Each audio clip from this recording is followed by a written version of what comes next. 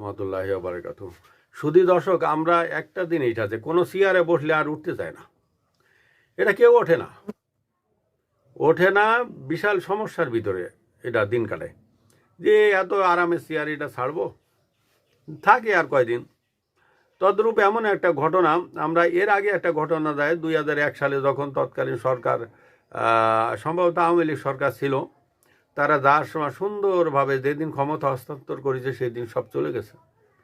এরপরের সরকারগুলো বা এর আগের সরকারগুলো 91 থেকে 2008 পর্যন্ত খুব সুন্দর সুশৃঙ্খলভাবে এরা ক্ষমতা হস্তান্তর করে দিয়ে চলে গেছে মোটামুটি, মানে 60-70%।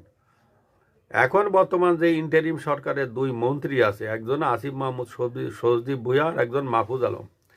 ইন্দাজে হিয়ার রোডের একজন থাকে ছায়াবিতি 6-এ, আর একজন থাকে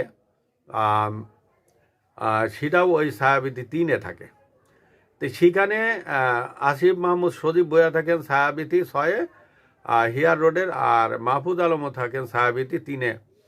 দুইজনই থাকেন ডুপ্লেক্স বাড়িতে। এত আরামের বাড়ি কীভাবে ছাড়ে বলেন? তারা ক্ষমতা কবে ছেড়ে দিছে মন্ত্রিত্ব, কিন্তু এখনও কিন্তু আছে।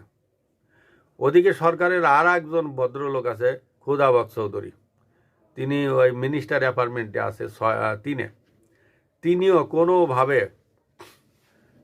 ছাড়তে যাচ্ছেন না, এবং নিয়ম অনুযায়ী 2 মাস থাকার কথা, কিন্তু 2 মাসের বেশি তারা এখানে অবস্থান করছেন, এবং তারপরেও তারা কোনোভাবে এই আরামের জায়গা তারা ছাড়তে যাচ্ছেন না।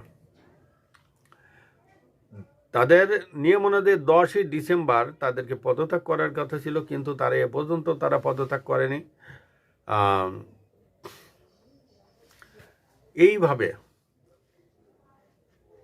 তারা এখনও ক্ষমতা আঁকড়ে রাখছেন। হয়তো বা চিন্তা ভাবনা করছেন যে আগামীতে যদি পাস করে এবং বর্তমানে অন্য কোনো দল না এসে যদি এনসিপি অথবা জামাত আসে, তাহলে আমাদেরকে আর বাইরে দিতে হবে না।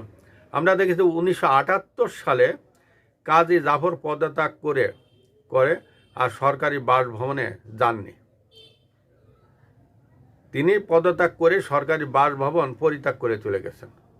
কিন্তু আমরা অবশ্য এই জিনিসটাই চাইছি যে আমাদের যে ক্ষমতাবানরা আছেন, যারা ক্ষমতায় আসেন, তারা একটা নির্দিষ্ট সময়ে আইন মোতাবেক তারা ক্ষমতা ত্যাগ করে চলে যাবেন।